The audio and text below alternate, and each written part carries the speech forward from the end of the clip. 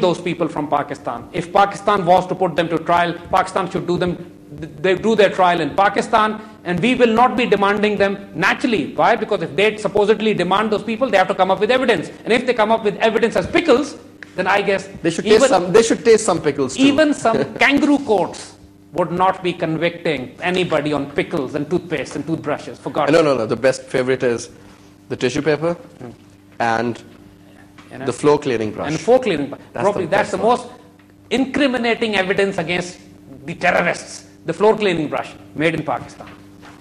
I think I've seen many comedies, but I promise you, and this is actually probably the most hilarious. This is the most hilarious part. I can't even believe this. So, sir, last couple of minutes.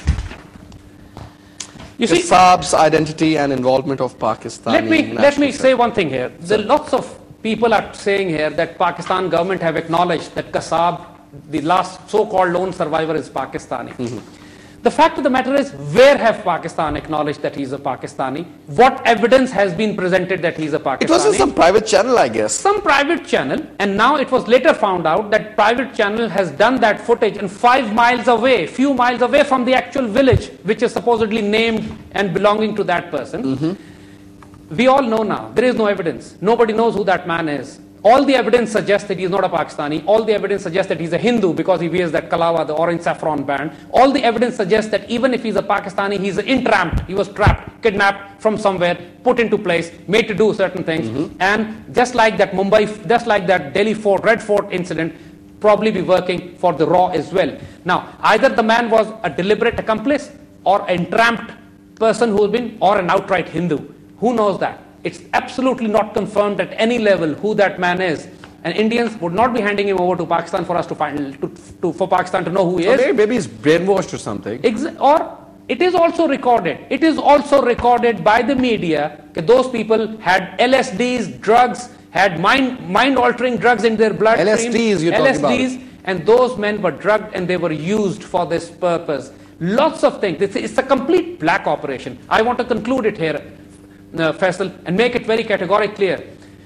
Pakistan should realize this. The dossier we have produced is a hardcore incriminating evidence against the Indians from their own sources. We have not used a single Pakistani evidence here. All Western and Indian sources. Yeah. And everything is available on the open sources. It's available on media, on net, for people to find out what we have said. It's enough. We have had enough from India. They should lay off now. Stop this nonsense of blaming Pakistan for Mumbai attacks. Because Pakistani armed forces are deployed. Our Air Force is in constant air patrol.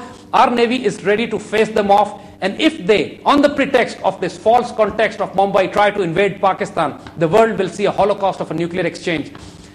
The threat of war still exists. India is now waiting for the Americans, for the Obama to take charge, for the Americans to deploy in Afghanistan, and then they will try to squeeze Pakistan from both sides. This was a black op for a purpose. The purpose has not served yet, and they have not given up. They want to attack Pakistan as early delaying tactic, as basically. possible. Is that one last question, Zaid? I totally understand and I totally agree with you or what you've said. Whatever happened in Mumbai, we condemn that. Because innocent lives were killed, innocent people, they were killed and they were slaughtered there. We totally understand that. Whosoever was behind, we have tried to give our point of view on that. Conclusion.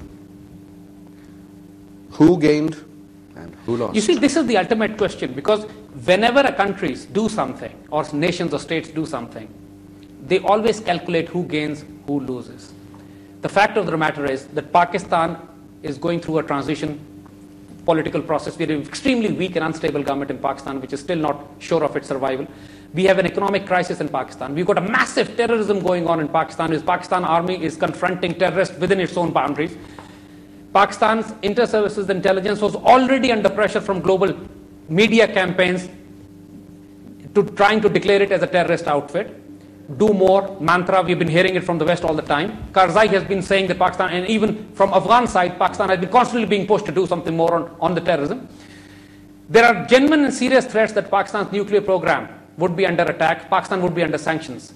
Under all this environment, Pakistanis would be insane to conduct this kind of ridiculous operation in Mumbai, so the entire blame comes against Pakistan and Pakistan gets squeezed from all sides.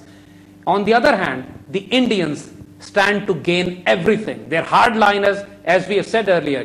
From their entire cadre of the fascists was being exposed by that police officer. So attention had to be diverted from that. That police officer had to be eliminated.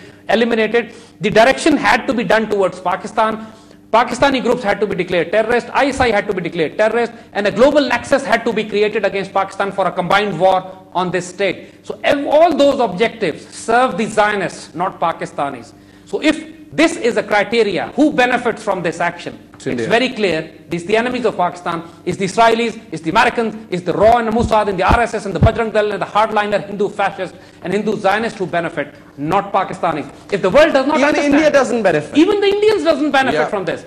Because the fascists have hijacked the Indian society as well completely. And if the Pakistan and Indians go to war, the world should be very, very concerned, because this could get out of hand. If Americans think or Israelis think they can contain this war to a limited exchange or to a small theater, they are mistaken. The wars within India and Pakistan we are not Lebanon. Can totally get out of control. We are not Palestine, we are not Lebanon. Pakistanis are going to hit back with ruthless force and we'll give them bloody noses, not just bloody noses. Indians will start the war, but we will finish it, and we can guarantee you that now. Zaid Hamid, thank you very much for being with us in the show. Well, we have just reported. You decide. With this, we come to the end of our show. Thank you very much for watching us, and I guess you have enjoyed the show.